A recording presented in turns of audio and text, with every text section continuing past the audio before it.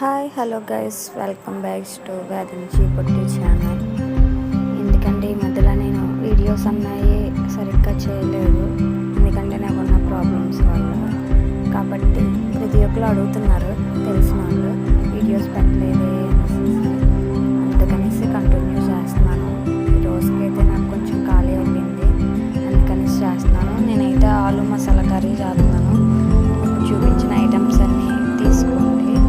First onions అవి వేసుకున్న తర్వాత ఇవైతే మిక్సీ ఆడుకోవాలి.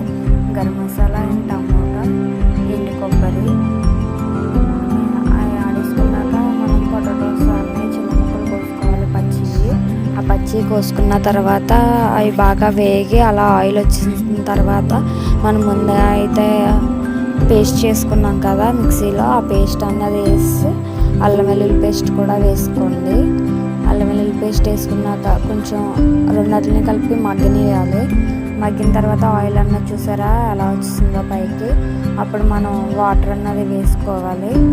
వాటర్ వేసుకుని బాగా కర్రీ అన్నది బాగా ఉడకనియాలి. ఉడికిన తర్వాత అది ఆల్మోస్ట్ అన్నది దగ్గర పడిపోతుంది, కర్రీ అలా వచ్చేస్తుంది. మా జిషికి అయితే బాక్స్ పెట్టేసాను నేను.